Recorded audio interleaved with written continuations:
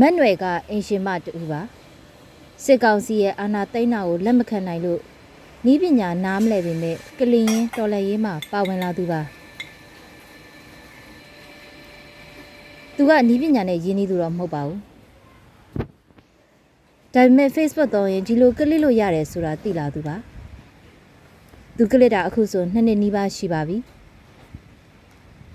Facebook ကနေပေါ့နော် Facebook ကနေအဲ့လိုပဲ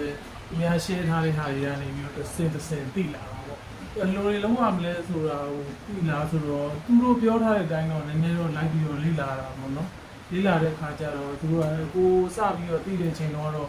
ကလစ်တဲ့ application တွေလည်းအများကြီးရှိတယ်ပေါ့ကိုကတော့အဲ့ဒီအချိန်မှာစပြီးတော့ဒီသတင်းဆိုတဲ့ application လေးကိုစိတ်ဝင်စားတယ်သတင်း application ကသူတို့တင်ပေးထားတဲ့ဟာလေးကိုဘယ်လိုလုပ်ရမလဲဆိုတော့ကိုလည်းလည်းက like သိတဲ့လောက် like လေးလာပြီးတော့အဲ့ဒီဟာကိုစပြီးတော့ကလစ်တာအရင်ဆုံးစကလစ်တာတော့ဒီသတင်းကိုစကလစ်တာသတင်း application ကိုပုံမှန်ကလေးရင်းကနေတခြား application တွေကိုပါတည်ပြီးတဲ့နောက်ပိုင်းပေါ်လာသမျှတွေကိုလက်လန်းမိတဲ့လောက်သုံးစွဲလာခဲ့ပြီးလက်ရှိနှိပ်ပေးနေတဲ့ application က9ခုလောက်ရှိပါတယ်ပြီးတော့သတင်းပြီးတော့နောက်ပိုင်းလည်းအများကြီးပဲပေါ်လာတယ်ဟို click to donate တို့ပေါ့နော်တခြားအလှူရှင်တို့လက်ဆောင်တို့ဒုက္ခတို့အများကြီးပဲပေါ်လာပဲဒါပေမဲ့အများကြီးဆိုတော့လေကိုဖုန်းတွေကလည်းမနိုင်တာလည်းရှိတော့ကိုလည်းစိတ်ဝင်စားတဲ့ကြော်ညာလေးတွေနဲ့စိတ်ဝင်စားတဲ့ဟာဆိုကိုကတော့ဒီသတင်းကိုဦးစားပေးနှိပ်တယ်နောက် click to donate လည်းနှိပ်ဖြစ်တယ်အလှူရှင်လက်ဆောင်လည်းနှိပ်ဖြစ်တယ်ဒီလိုနေ့စဉ်ပုံမှန်ကလစ်တာကအစကတိတ်ထိရောက်မယ်လို့သူမထင်ခဲ့ပါဘူးဒီ application တွေကနေတဆင့်ထိရောက်ထောက်ပို့လူဒန်းတာတွေကိုချပြတာမြင်တဲ့အခါမှာအားပို့ဆိုင်ပြီးကလစ်ဖြစ်တယ်လို့ဆိုပါတယ်အရင်တော့ကတော့ဟိုကို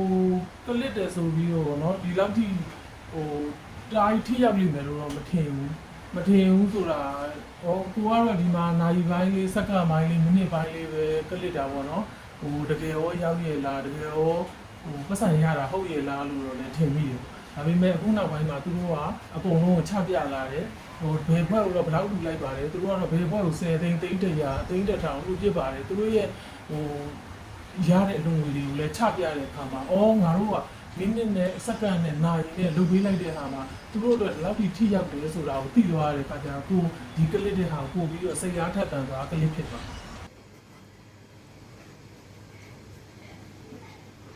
မန်နွယ်လိုအင်ရှင်မတူအတွက်နေ့စဉ်ရက်ဆက်ကလစ်ဖို့ဆိုတာကမလွယ်ကူပါဘူးအိမ်မှုကိစ္စတွေလှုပ်ဆောင်ရတာတွေရှိရတဲ့အတွက်တနေ့ကုန်ပဲကလစ်နိုင်ပေမဲ့ဖုန်းလေးလုံးနဲ့အချိန်ရရင်ရတယ်လို့ကလစ်ဖြစ်ပြီးမနက်ကနေညအထိဆိုရင်ပြတ်မြ10နာရီလောက်ကလစ်ဖြစ်တယ်လို့ဆိုပါတယ်အခုကတော့ကိုကတော့ဟိုအပြင်အလုပ်လည်းမလုပ်ဘူးဆိုတော့ခါကြတော့လေဒီအလုပ်ကိုပဲကိုယ့်ရဲ့အလုပ်တစ်ခုလို့သဘောထားပြီးတော့ကလစ်ဖြစ်တယ်ပေါ့နော်။ဘာဖြစ်လို့လဲဆိုတော့ဒီဟာသူတို့အတွက်ပိုပြီးထိရောက်လာတယ်။သူတို့အတွက်ပိုပြီးတော့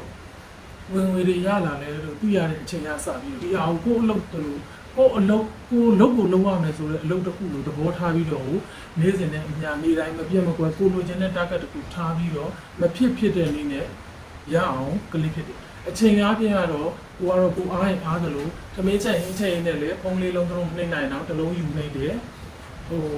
မနက်ခင်းဆိုလို့ရှိရင်လေဟိုကိုရဲ့အချိန်တစ်ခုသတ်မှတ်ထားတာပေါ့နော်မနက်ခင်း4နာရီခွဲဆိုရင် line အားလဲဆွဲအားလဲကောင်းတဲ့အတွက်ကြောင့်မနက်ခင်း4နာရီခွဲဆိုရင်ထားတယ်ညနာတစ်တယ်ကော်ဖီတစ်ခွက်ဖြော်ပြီးပြီဆိုတော့လည်းစပြီးထိုင်ပြီးတော့ကလစ်ပြီးမနက်ခင်း7နာရီအထိဆိုရင်ဒါတစ်ဖြက်နှိမ့်လိုက်ပြီးအချိန်အားဖြင့်ကတော့ကိုမှတော့အားရင်အားသလိုပေါ့အချိန်အားရင်အားသလိုဆိုတာတဲ့အချိန်ရရင်ရတယ်လို့ရတဲ့နီလန်နဲ့အကုန်လုံးအများအားကလစ်နေတာဆိုတော့လေအချိန်ကတော့တနေ့ကိုဘယ်နှစ်နာရီလို့ပဲလို့တော့မရှိဘူးမနက်က4နာရီကလေးကစကလစ်တယ်ကိုတာကမပြည့်ဘူး10နာရီမပြည့်ဘူးဆိုလဲ10နာရီည10နာရီအထိနှိပ်ကလစ်တယ်17နာရီအထိကလစ်ရမယ်ဆိုလဲ17နာရီအထိကလစ်တယ်ဒါကတော့မဖြစ်မနေလုပ်တဲ့အလုပ်တစ်ခုပေါ့နော်ဒီလိုမနက်ခင်းကနေညအထိကလစ်နေပေမဲ့လည်းသူ့အနေနဲ့ဒီကနေဘာမှမမျှော်လင့်ထားပါဘူးမဖြစ်မနေလောက်ရမယ့်အလုပ်တစ်ခုလို့သတ်မှတ်ပြီးတော့ဇွဲကောင်းကောင်းနဲ့ကလစ်နေတဲ့သူပါဒီလိုကလစ်ချင်းရဲ့အသီးအပွင့်ဖြစ်အသီးမဲ့ပြုလက်မှတ်ရရင်ကျင်းနေပြီးတော့ရှေ့ဆက်ဖို့တွန်းအားတွေဖြစ်စေတယ်လို့သူကဆိုပါတယ်တည်င်းမှာကြတော့လေသူကအရင်တော့ဆိုလို့ရှိရင်ဟို point ကိုပေါ့နော် point ဥပမာပေါ့ 1000ပြည့်ရင်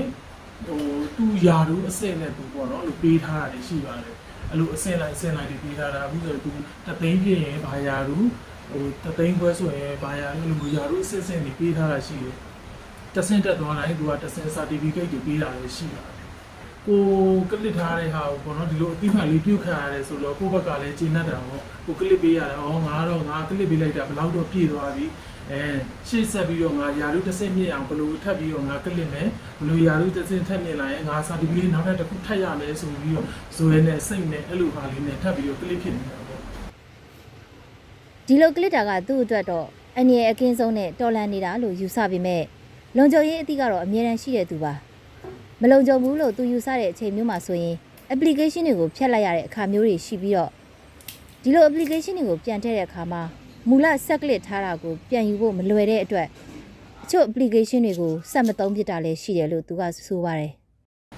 တချို့ application တွေဆိုဖြတ်လိုက်ရတာရှိရပေါ့နော်အရင်တော့ကကျတော့ဒီလောက်ကြီးလဲသူတို့အစိမ့်မြင့်တင်မထားတာရှိဥပမာပေါ့ click to donate လို့ဟာမျိုးဆိုရင်အရင်တော့က click ဖြစ်တယ် point လဲတော်တော်ရနေတဲ့အချိန်မှာအဲ့လို agent လာစစ်တယ်ဖုန်းတွေပါစစ်တယ်ဆိုလို့ရှိရင်ကိုကဖုန်းတစ်လုံးကတော့မဖြစ်မနေပြရမယ်ဆိုတော့ကြောင့်မို့သူ့ထဲမှာဒီ to donate ကိုဖြတ်ပစ်လိုက်ရတဲ့အခါကျတော့ပြန်တောင်းတဲ့လို့ပြန်ပြီးတော့0ပြန်ဖြစ်သွားတဲ့အခါကျတော့ကိုယ်က0ပြန်ဖြစ်သွားတဲ့အခါကျတော့အဲ့လိုမျိုး application မျိုးဆိုရင်ကိုမ click ဖြစ်တော့ဘူးပေါ့နော်ဒီသတင်းတို့အခု WOH ဆိုရင်သူကအစစ်ပြည့်နေထားတယ်အပြင်သွားမယ်ဆိုလို့ရှိရင်လည်းဒီကောင်းလေးကိုဖြတ်သွားလို့ရမယ်ပြန်လာပြန်ထောင်းပြီးတော့ကိုယ့်ရဲ့ account လေးကိုယ့်ရဲ့ password လေးနဲ့ကိုယ့်ရဲ့ name လေးတွေပြန်ထည့်လိုက်လို့ရှိရင်ဒီကအစအတိုင်းကိုယ့်ရဲ့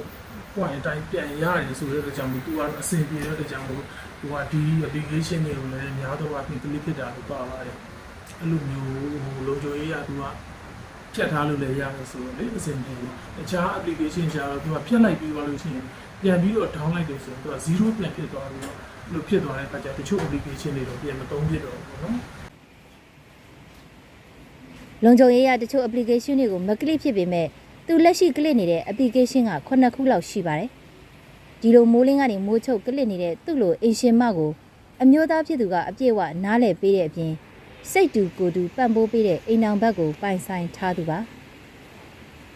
အိမ်ကအမျိုးသားဆိုလို့ရှိရင်သူအိမ်မှာရှိတယ်ဆိုလို့ရှိရင်လည်းသူကလစ်တယ်ပေါ့နော်သူအလုပ်သွားတယ်ဆိုလို့ရှိရင်လည်းသူအလုပ်ကနေပြန်သေးရင်ဖုန်းဆက်ပြီးတော့ငါ point ဘယ်လောက်ရပြီလဲ point ပြရအောင်နှိပ်ပေးရင်တော့ဖုန်းကအများနဲ့ဆက်ပြီးတော့သူ့ရဲ့ point ဘယ်လောက်ရပြီလဲဆိုတော့သူကကိုယ့်ထက်အရင်စိုးပြီးတော့ကလစ်တာနောက်ပိုင်းမှာအပြင်မသွားတဲ့ခါကျတော့အတူတူကလစ်တယ်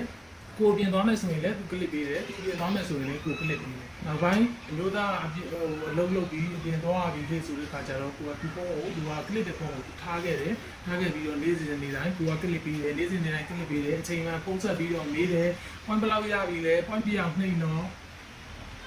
အရင်အိတ်ထင်နေပြီဆိုလို့ရှိရင်တော့မအိတ်နဲ့အောင် point လေးပြအောင်တော့နှိပ်ပေးဦးဒါလုပ်ပေးရမယ်လေဆိုပြီးတော့အများအားသတိပေးပြီးတော့အများအားနှိပ်ခိုင်းနေတာပေါ့နော်သူ့လိုအင်ရှင်မအတွက်ကတော့ဒီလိုကလစ်ချင်းကနေအောင်မြင်မှုတွေကိုမျှော်လင့်နေတဲ့သူပါတနေ့နေ့တစ်ချိန်ချိန်မှာတော်လည်းရေးပြီးလို့နိုင်ငံသစ်ထူထောင်နိုင်တဲ့အချိန်မှာကလစ်ဖို့လိုအပ်နေသေးသဖြင့်ဇွဲကောင်းကောင်းနဲ့ဆက်ကလစ်နေအောင်ပဲလို့သူတန်တိတ်ထန်ချထားပါတယ်ဒီကလစ်တာကြီးလိုအပ်တယ်ဆိုတဲ့အချိန်ကြီးကိုတော့ကလစ်ပြီးဖို့စိတ်ကူးရှိပြီးတာပါအဲ့လိုဆိုတော့ရှေ့ရှောက်လည်းအများကြီးလိုအပ်တယ်ဆိုတဲ့အချိန်ကြီးသူတို့လိုအပ်သေးတယ်ကလစ်ပေးပါအောင်ဆိုတဲ့အချိန်ကြီးကတော့ကလစ်ပေးလို့စိတ်ကူးပါပါမန်နွယ်ကတော့တနေ့တော်လန်ရေးအောင်မြင်ရမယ်ဆိုတဲ့မျှော်လင့်ချက်တစ်ခုနဲ့ကလစ်ကာဘွားအဖြစ်ကိုဆက်လက်ချီတက်နေပါတယ်